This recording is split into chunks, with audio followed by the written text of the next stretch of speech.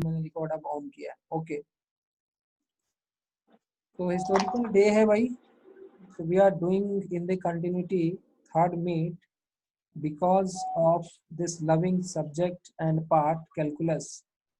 आपने ये देखा कि एक जनरल मेथड से कैसे एक एक्सप्रेशन का डेरिवेटिव निकाला जा सकता है। कितने लोगों को समझ में आ गया?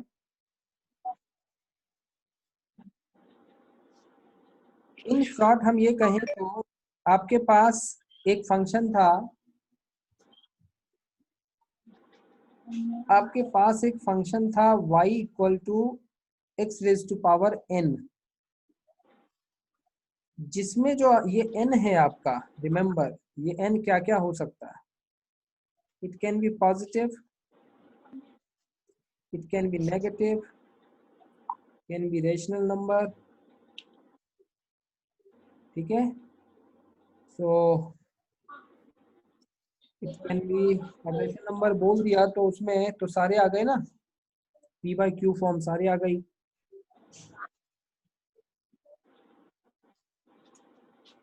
तो आपको मोस्टली जो केस मिलेंगे इन तीन में आपके केस कवर हो जाएंगे। फाइन। फॉर एग्जांपल आप देखो, हमने जनरल मेथड लगाया, डेरिवेशन की, बेसिकली हमने डेरिवेशन की है और हम कहां तक पहुंचे? इस आंसर तक पहुंचे, ठीक है। इन फ्यूचर जब आपसे कहा जाए कि what is derivative of x square, तो आप बता सकते हो उसका डेरिवेटिव क्या होगा? What is derivative of x square? 2x। 2x। आप देखिए ये जो फॉर्मूला डिराइव किया हमने उसको आप लगाएंगे, जिसमें n क्या है 2,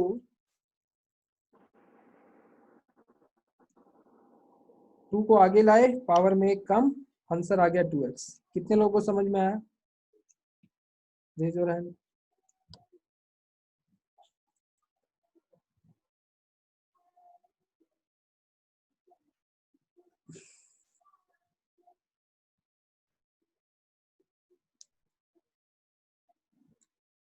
ओके,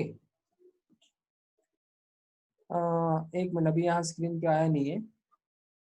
चलिए, if I ask you what is derivative of x is power half, तो ये बताओगे?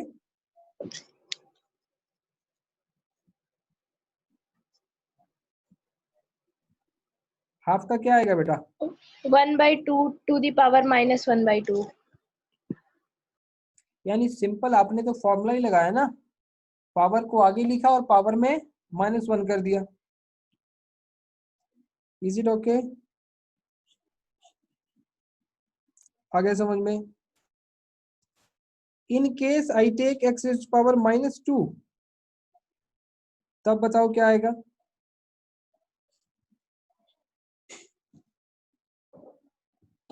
What is derivative of x is power -2? -2x to the power -1। तो सिंप्लीफाई करके कितना आया? -2 इंटू एक्स इज पावर -3। तो आया समझ में? कहने का मतलब क्या है, इन द फ्यूचर रिक्वायरमेंट आपको अगर स्टैंडर्ड फॉर्मूला याद है तो आप सीधा लगा पा रहे हो कि नहीं? हाँ जी। Yes sir. तो आप यहां समझिए कि डेरिवेटिव के स्टैंडर्ड फॉर्मूले किसको कहते हैं। मैं यहां हेडिंग दे रहा हूं, स्टैंडर्ड फॉर्मूले ऑफ डेरिवेटिव।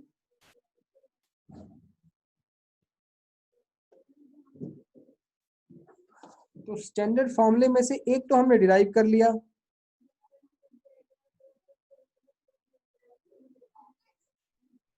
कि अगर d बाई डी एक्स मुझे x raise to power n का निकालना हो तो उसका आंसर रहेगा n x raise to power n minus 1।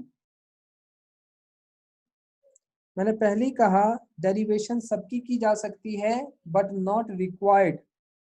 वो अपने कोर्स को अननेसेसरी और ज्यादा लंबा खींचना होगा. There is no limitation of stretching the course. Okay, so the limit I have to decide where I have to stretch, where I have to not. Okay everyone, तो general method एक बार discuss हो गया. अब आपको उसी general method से जो फॉर्मूले डिराइव होके निकलते हैं उन्हें कहते हैं स्टैंडर्ड फॉर्मूले ऑफ डेरिवेटिव. और आपको उन फॉर्मूले को केवल क्या करना है, याद रखना है. Okay, clear. और अल्टीमेटली यस सर.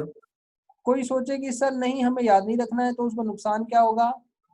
पहला तो उसको डेरिवेशन सीखनी पड़ेगी, जो किसी किसी केस में बहुत कॉम्प्लिकेटेड भी हो सकती है. और उसमें जैसे बाइनोमियल थ्योरम को आपने लगाया, तो भाई बाइनोमियल थ्योरम को भी तो अप्लाई करना आपने याद ही रखा है कि नहीं.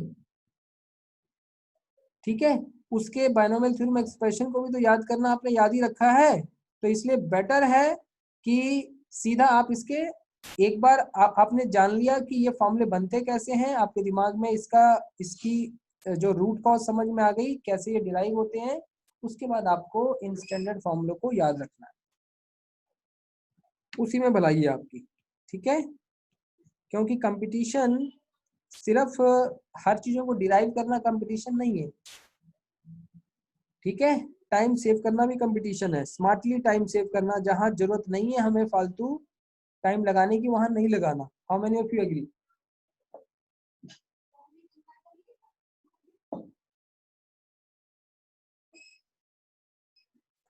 अभी नहीं एग्री करो जल्दी जल्दी.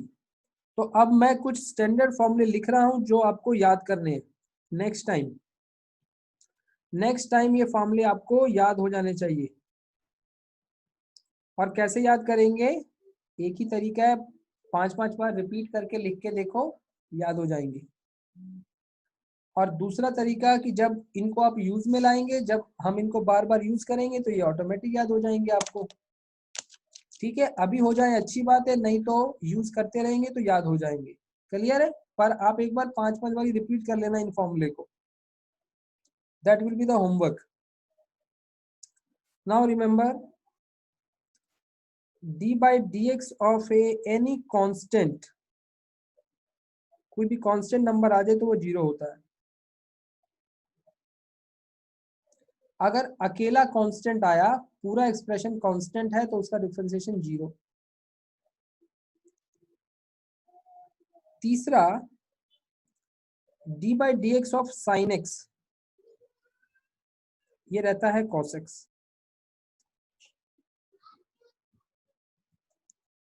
और d by dx of cos x क्या रहता है,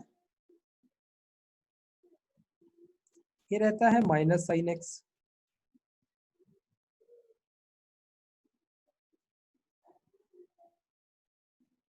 जो बहुत यूजफुल में है मैं वही लिखवा रहा हूं.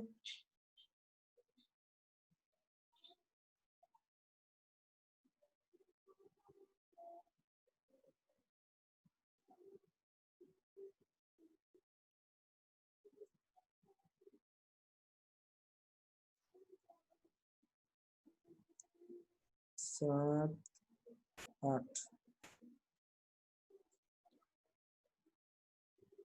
सीकेंट x क्या होता है, सीकेंट x मल्टीप्लाई 10x.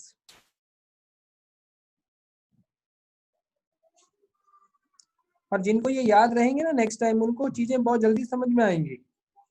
और जिनको नहीं याद होंगी वो सोचते रहेंगे कहाँ से आया कहाँ से आया. तो आपको परेशानी ना झेलनी पड़े, इनको याद कर लेना, चाहे लिख के याद करो चाहे जैसे करो. अब ये आपका स्किल है भाई. ठीक है भाई. ओके,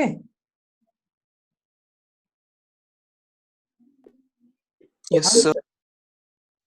सो कोसेकेंट x का है minus cosecant x cot x. 9th one e raised to power x का है ex.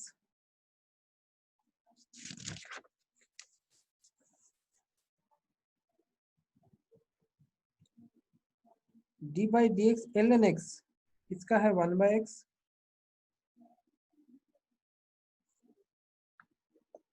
That's it. इतना ही आपको याद करना है, बाकी और नई चीजें हम कल करेंगे।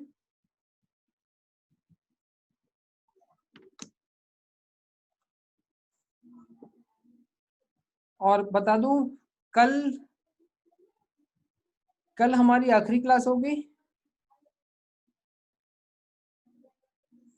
कोर्स की आखिरी सर क्या? आखिरी क्लास मतलब कैसे? Sir last class. सोचो आखिरी क्लास कैसे होगी, सोचो। सर बोलो तो कोर्स की शायद। नहीं, शायद डिफरेंशिएशन की आखिरी क्लास।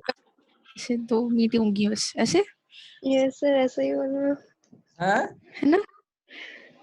मतलब कल से सिर्फ 2 मीट होंगी, 3 नहीं होंगे, ऐसे कुछ।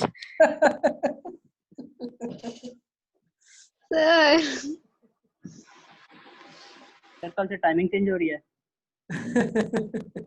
ऐसे क्या कुछ सर भी। बताओ ना, हंस क्यों रहे हो आप ऐसे?